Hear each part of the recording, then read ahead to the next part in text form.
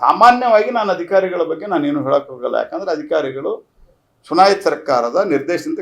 ಆದ್ರೆ ಅವ್ರು ಇಲ್ಲೀಗಲ್, ಇಮ್ಮೋರಲ್ ಏನ್ ಬರೆದು ಕೊಟ್ರು ನೀವು ಅದನ್ನ ಬರೆದು ಕೊಡೋರ. ನೀವು ಸರ್ಕಾರದ ತುಷ್ಟೀಕರಣ ಇದ್ರಾಗೂ ಎದ್ದು ಕಾಣ್ತದೆ. PFIದವ್ರ ಮೇಲೆ ಕೇಸ್ ವಾಪಸ್ ತೆಗಿತಾರ. ಹುಬ್ಬಳ್ಳಿ ಗಲಭೆ ಒಳಗಿನ ಕೇಸ್ ವಾಪಸ್ ತೆಗೆದು ಕೋರ್ಟ್ ಕಪಾಳ ಮೋಕ್ಷ ಮಾಡ್ತದೆ. ಅವ್ರ ಮೇಲಿಂದು ಬ್ಯಾನ್ ಆದಾಗ ಸಹಿತ ಸರಿಯಾದ ಕ್ರಮ ತೆಗೆದುಕೊಳ್ಳೋದಿಲ್ಲ. SDPI ಮೇಲೆ ಕೇಸ್ ವಾಪಸ್ ತೆಗಿತಾರೆ. ಮರ್ಡರ್ಗಳ ಮೇಲೆ ಮರ್ಡರ್ ಮಾಡ್ತಾರೆ.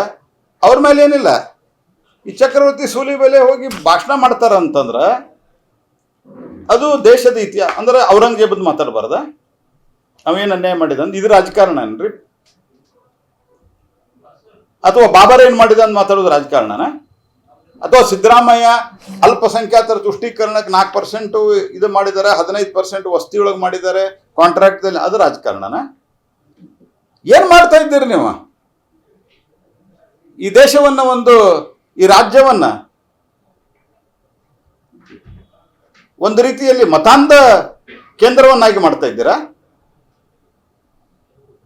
ಬಾಯಿ ಬಂದಾಗ ಸ್ಟೇಟ್ಮೆಂಟ್ ಕೊಡೋದು. ಸಾಮಾನ್ಯವಾಗಿ ನಾನು ಅಧಿಕಾರಿಗಳ ಬಗ್ಗೆ ನಾನೇನು ಹೇಳಕ್ ಹೋಗಲ್ಲ. ಯಾಕಂದ್ರೆ ಅಧಿಕಾರಿಗಳು ಚುನಾಯಿತ ಸರ್ಕಾರದ ನಿರ್ದೇಶನ. ಆದ್ರೆ ಅವ್ರು ಇಲ್ಲೀಗಲ್, ಇಮ್ಮೋರಲ್ ಏನ್ ಬರೆದು ಕೊಟ್ರು ನೀವು ಅದನ್ನ ಬರೆದು ಕೊಡೋರ. ನೀವು ಸರ್ಕಾರದ ತುಷ್ಟೀಕರಣ ಇದ್ರಾಗೂ ಎದ್ದು ಕಾಣ್ತದೆ. PFIದವ್ರ ಮೇಲೆ ಕೇಸ್ ವಾಪಸ್ ತೆಗಿತಾರ. ಹುಬ್ಬಳ್ಳಿ ಗಲಭೆ ಒಳಗಿನ ಕೇಸ್ ವಾಪಸ್ ತೆಗೆದು ಕೋರ್ಟ್ ಕಪಾಳ ಮೋಕ್ಷ ಮಾಡ್ತದೆ.